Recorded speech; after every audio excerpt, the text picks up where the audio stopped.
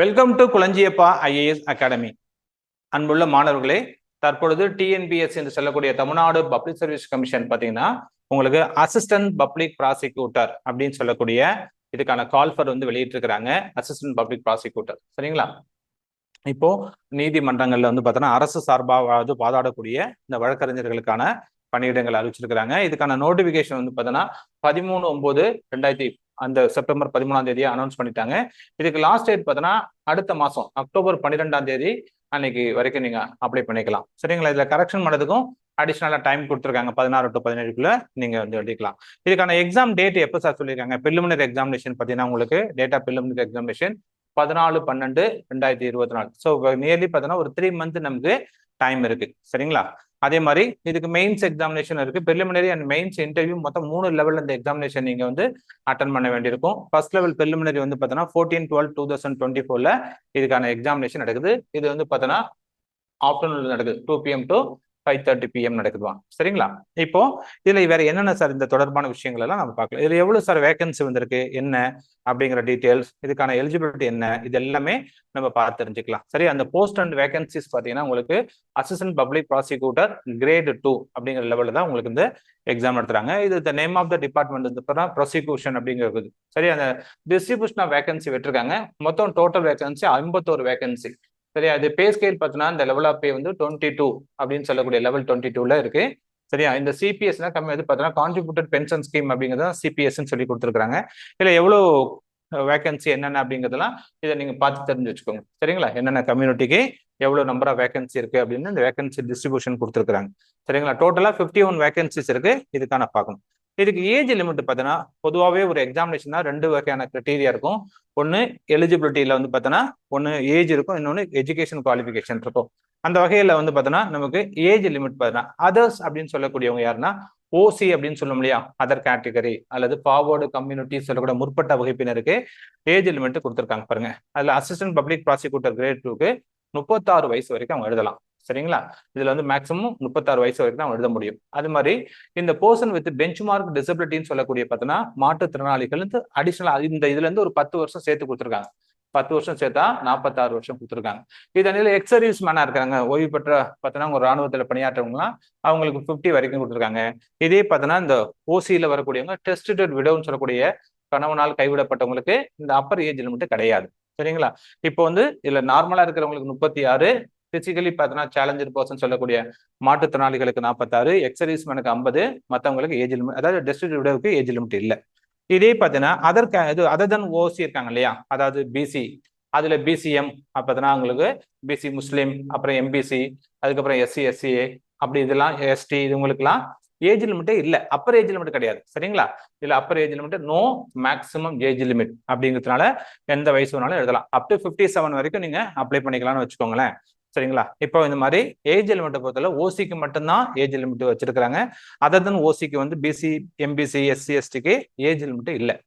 அப்புறம் முக்கியமா இந்த எஜுகேஷன் குவாலிஃபிகேஷன் அண்ட் எக்ஸ்பீரியன்ஸ் இது ரொம்ப ரொம்ப ரொம்ப முக்கியம், சரிங்களா? இந்த எக்ஸாமினேஷன் எழுதணும்னாலே மஸ்ட் என்ன பண்ணிருக்கணும், மஸ்ட் பொசஸ் இந்த பிஎல் டிகிரி, பேச்சுலர் ஆஃப் லான்னு சொல்லும் இல்லையா, அந்த டிகிரி முடிச்சிருக்கணும். அது எனி யூனிவர்சிட்டி அல்லது institution recognised by university grant commission UGC சொல்லக்கூடிய அவங்கள ரெகனைஸ் பண்ணப்பட்டதுல இருந்து படிச்சிருக்கணும். இது ஒரு கிரைட்டீரியா, சரிங்களா? அடுத்து செகண்ட் பாருங்க, இந்த must be a member of bar council அப்படின்னு சொல்லுவாங்க இல்லையா, அந்த பார் கவுன்சில அவங்க உறுப்பினராக இருந்தது மட்டும் இல்லாம must have had a active practice in the criminal court the period not less than 5 years. 5 ஆண்டுகளுக்கு குறையாம பார்த்தீங்கன்னா இந்த கிரிமினல் வழக்குகளை பார்த்தீங்கன்னா உங்களுக்கு குற்றவியல் வழக்குகள்ல நீங்க வந்து வாதாடிய அனுபவம் இருக்கணும் அப்படின்னு இருக்காங்க, சரிங்களா? இதுல வந்து கண்டிப்பா பார் கவுன்சில பதிவு பண்ணிருக்கணும். அதனில நீங்க கிரிமினல் பிராக்டிஸ்ல வந்து கோர்ட் பிராக்டிஸ்ல நாட் லெஸ் தென் 5 years, அப்ப 5 ஆண்டுக்கு மேல இருக்கிறதுக்கான உங்களுக்கு வேணும், சரிங்களா? இதுக்கு வந்து அப்புறம் இது அப்புறம் must possess adequate knowledge of Tamil. தமிழை வந்து ஒரு பாடமா நீங்க வந்து ஸ்கூல் லெவல் வரைக்கும் up to 10th standard SSLC வரைக்கும் நீங்க தமிழை படிச்சிருக்கணும். பப்ளிக் எக்ஸாமினேஷன்லயும் பார்த்தீங்கன்னா தமிழை ஒரு பேப்பரா நீங்க எக்ஸாமினேஷன் எழுதிருக்கணும் அப்படிங்கிறது பாக்குறாங்க. ஏன்னா அதர் ஸ்டேட்ல இருக்கக்கூடியவங்க யாரும் இதுல யூஸ் பண்ணக்கூடாது, நம்ம தமிழ்நாட்டு பீப்புளுக்கு தான் இந்த இது பெனிஃபிட் வரணும் அப்படிங்கிற பர்பஸ்க்காக இது பண்ணியிருப்பாங்க போல இருக்கு. அதனால தமிழும் வந்து மஸ்ட், சரிங்களா?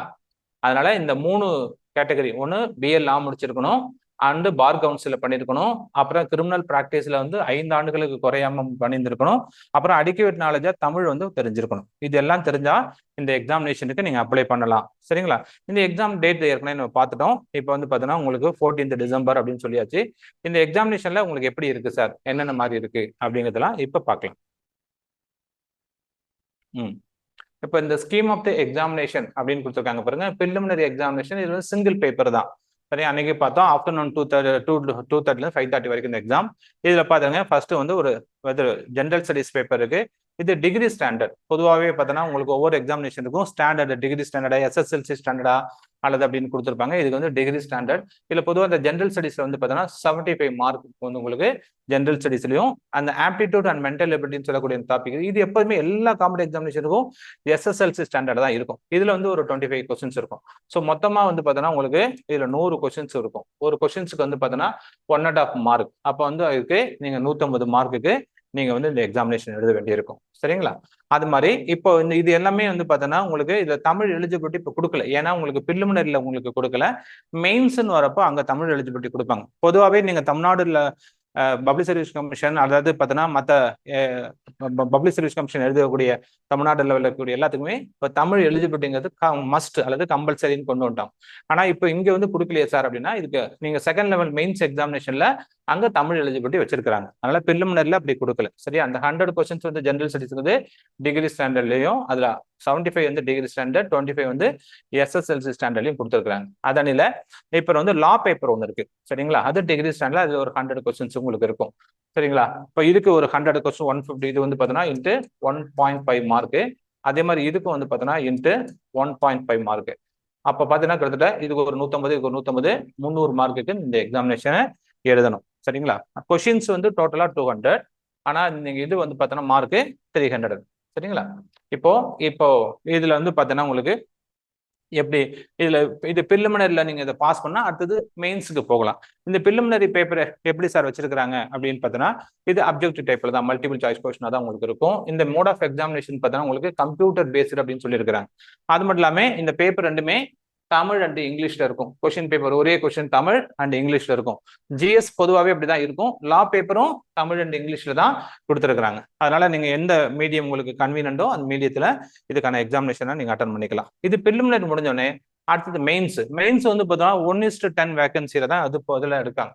உதாரணத்துக்கு இப்போ 51 வேகன்சி அப்படின்னா இன்ட்டு நீங்க 10னா 510 பிளஸ் அதோட கூட வரும். ஏன்னா சம்டைம் ஈவன் மார்க்ல இருக்கிறவங்களையும் அதுல எடுத்துருவாங்க. மினிமம் 510 மோர் தென் 510 மேலும் இந்த எக்ஸாமினேஷன் போகும். இதுல மொத்தம் வந்து பார்த்தோன்னா 5 பேப்பர் இருக்கும். சரிங்களா?